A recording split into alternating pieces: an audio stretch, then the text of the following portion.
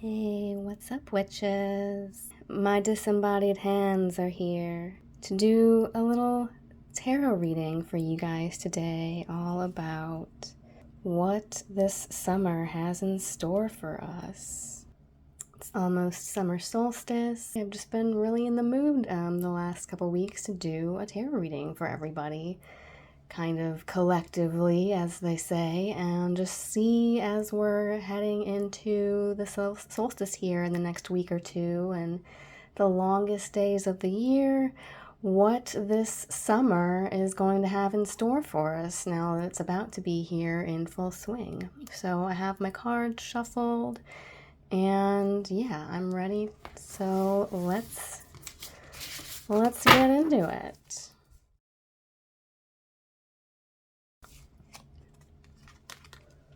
The High Priestess, the Nine of Wands,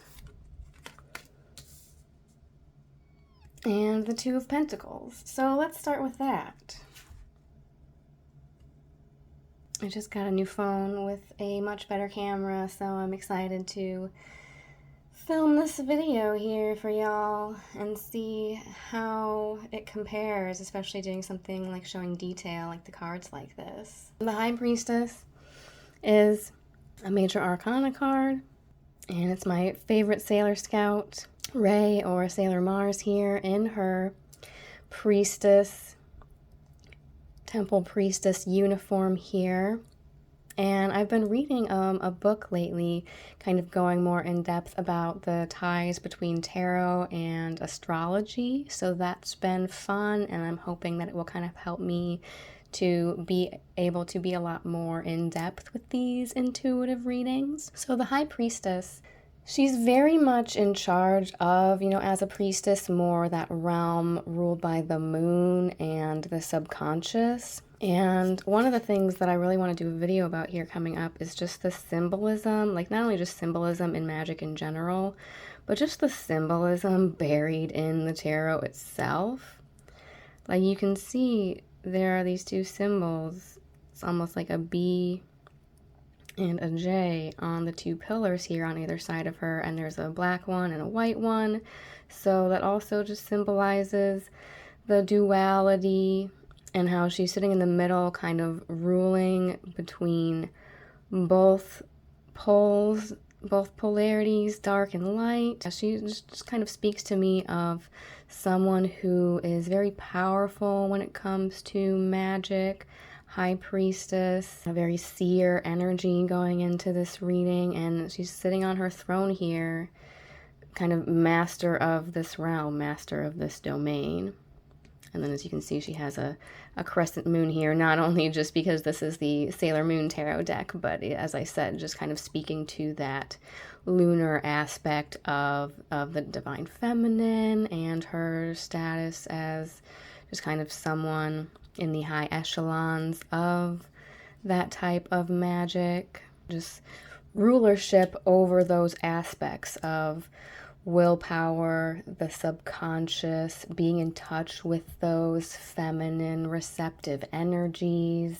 So that's kind of good to have going into a tarot reading here. I was calling on the goddesses that I have here in my little witchy room with me to step in and help with this reading today. So let's see what else they have to say. So the Nine of Wands, we're coming toward the end of the cycle that begins with the Ace and the Two of Wands. Wands symbolize the element of fire and all of the fire signs. So that's definitely very appropriate as we're coming into the height of summer. I'm a Leo, so I'm a fire sign. My birthday is in August. So yeah, we're coming into the end of June here. Summer's going to be in full swing.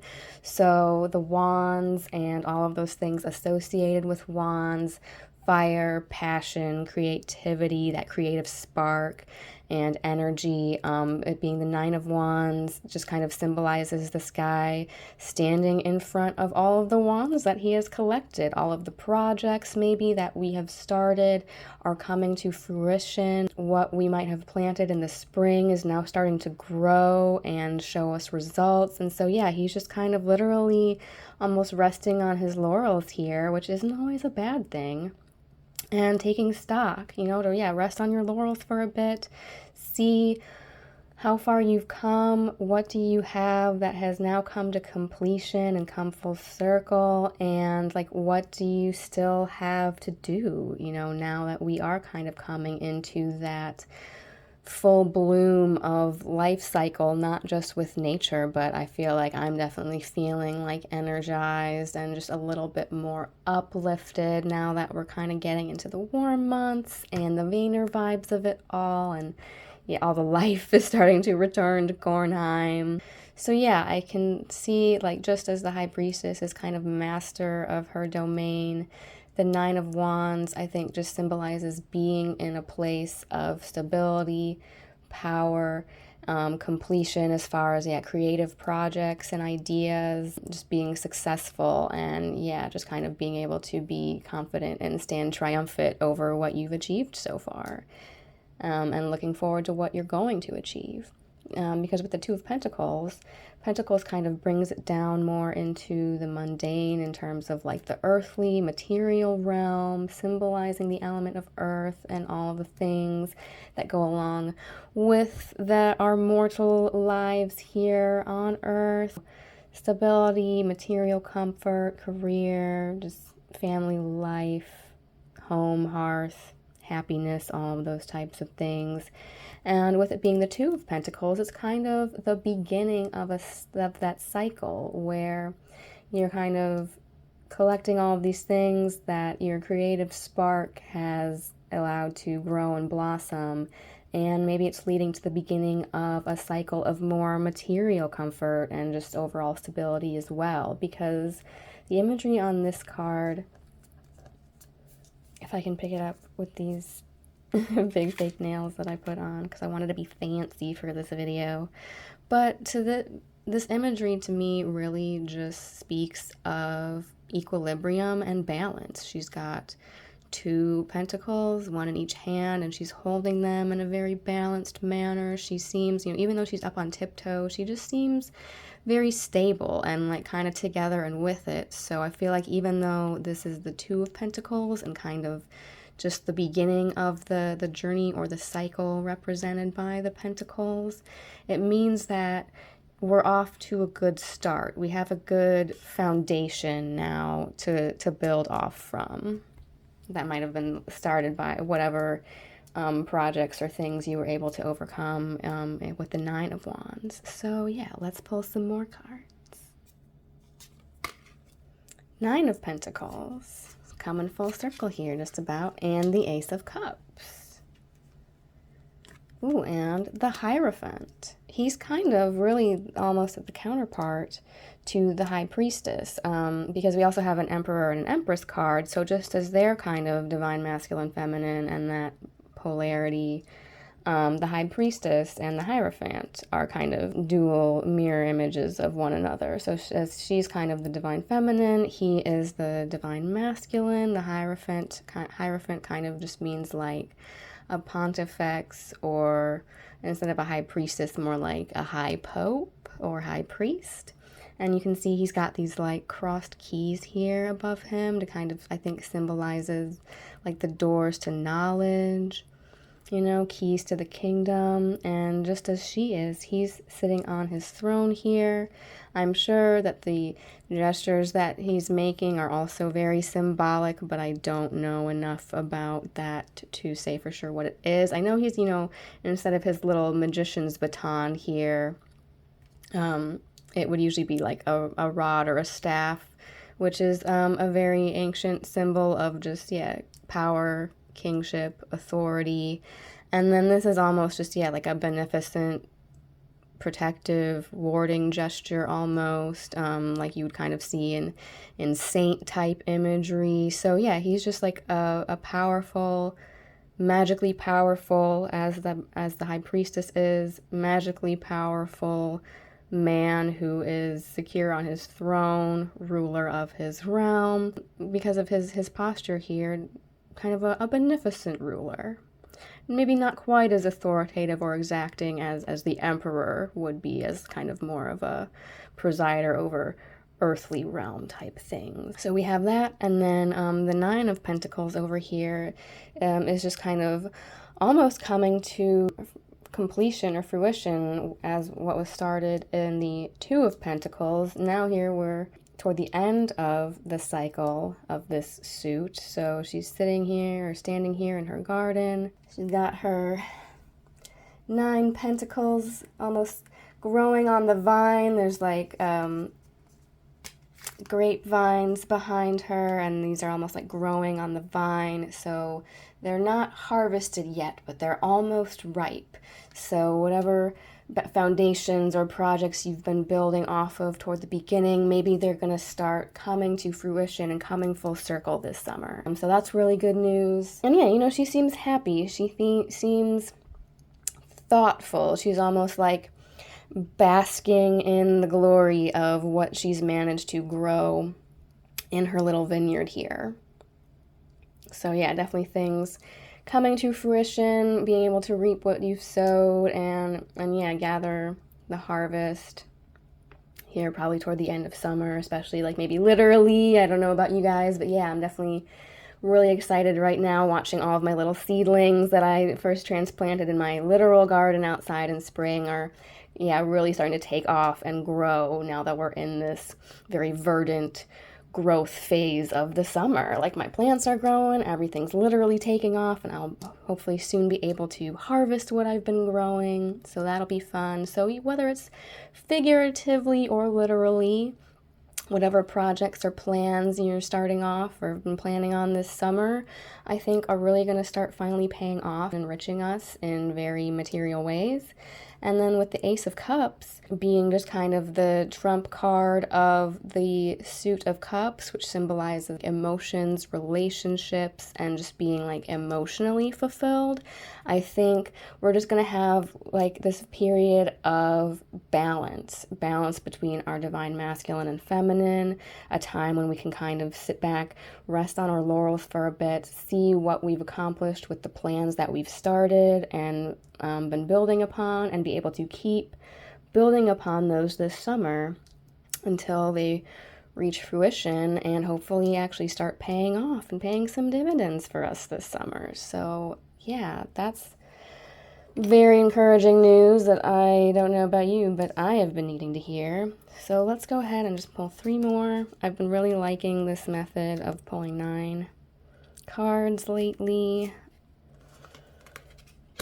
The Sister of Wands, the Jovian of Wands, and the Sister of Cups. It's just really building off of that foundation and that growth that we're going to start seeing in this beginning of this next solar cycle as we build toward midsummer, the longest day of the year. And all of these things that we've started and are coming to completion, as I said, I think are just really going to start paying off, because then we start getting into the next level of the suits, which is the court cards. So with this Sailor Moon deck, what they've done with the court cards is instead of pages, it is sisters. So this is the Page of Wands and Page of Cups. It's the Sister of Wands and Sister of Cups. And then instead of King and Queen, they do Junonian, based off of the Greek, or no, it's not Greek actually. It's the Roman names for Zeus and Hera. Instead of King and Queen, it's Junonian for Queen and Jovian or Jove for King. So yeah, we're getting into the higher court cards of these suits, which I think just represents people who really embody these traits associated with these suits, with the wands. It would just be someone who might be a fire sign, and the page is like a more youthful or perhaps an experienced person, or just someone who has a little bit more of that youthful vigor type energy. They're ready to get out there in the world and start exploring, finding new projects, finding new quests, and learning to really be masters of their elements. and find, like find their lot in life, find their purpose in life, find the mission that they're kind of going to go carry out into the world once they graduate from like the page to the knight. The Sister of Wands really represents like beginning to harness that fiery energy. So maybe someone in one of the first fire signs on the wheel of the year, that would be Aries. Yeah, like Aries, could be an Aries, a Leo, perhaps even a Sagittarius. And then with the Jovian or Queen of Wands, it's a woman who's like master of that element. She has like a lot of creativity and passion, but she doesn't let it run away with her. She doesn't let that passion, which can sometimes spark off into like a burning anger, or like someone who, like when they're younger, they might be like a little too passionate, too caught up in the heat of the moment, and let their passions override them, might even be quick to anger. Now they're a little bit more mature, and so maybe like ideas and creative sparks that we're building on are just, really going to start paying off and coming into maturity, or we're just really going to like be meeting people that inhabit these traits this summer, harnessing that energy ourselves this summer, and just really starting to like take charge of and explore our creative passions so that we can build upon them and eventually, have it start paying off, have it start like upgrading us from page to queen, sitting on our throne. And I think also with, the priest and priestess, just really tapping into that subconscious magical willpower and energy that we all have, to harness it, feed those flames, so to speak, and just really start, building up that fire. Come on, baby, light my fire. We're getting into summer, hottest months of the year. Harness that energy, harness that solstice energy that we're coming into, and like help feed it into your passion projects. Light those fires and tend to them. Because once you get over here to the Sister of Cups, we start getting back into that emotional satisfaction realm, and someone who is starting to just feel more at ease, more emotionally fulfilled and satisfied as well, or just willing to like start opening up themselves in that realm again. Perhaps someone who is a water sign. I know as we get here into July, we'll be entering the month of Cancer.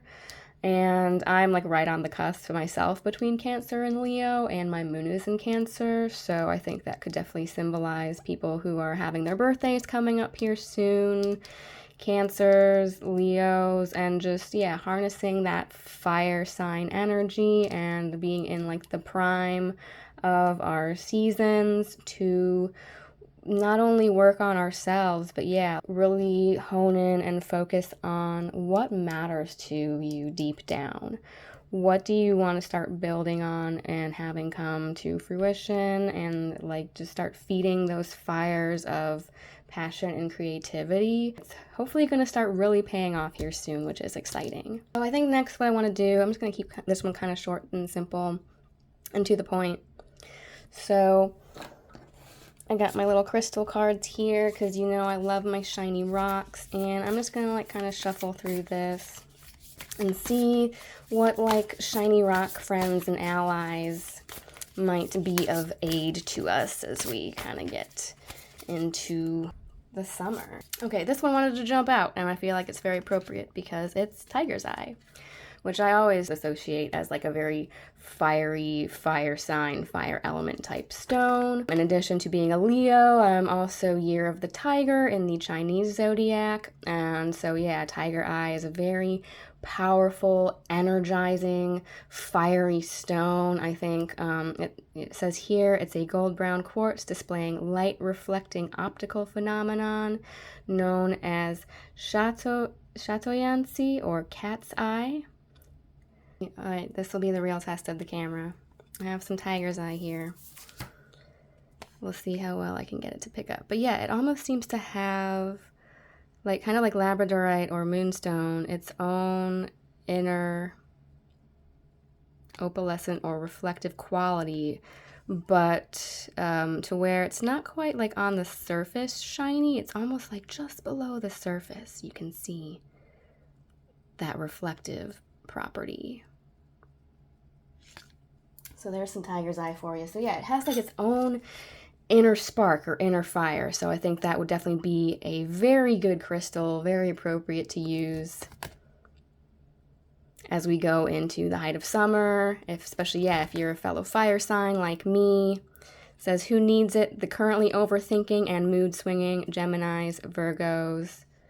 When to use it: when your thoughts are not your friends, when reading Jungian theories or attempting to decipher a Zen koan, when you're all roar and not enough purr, when only equanimity of mind, body, spirit, left brain, and right brain can get you square with the universe. So I think that definitely also speaks to the polarity and duality that we're seeing here, that finding that balance. Yeah, I think if you're in need of balancing of your fieriness, or maybe stoking those inner flames and harnessing that fiery creative energy, and need a little pick-me-up, a little pep in your step, tiger's eye is definitely a good way to go. To finish it off, I think I will pull from my rune bag here. Let's pull 3. Therisas, Dagas, and Wunio.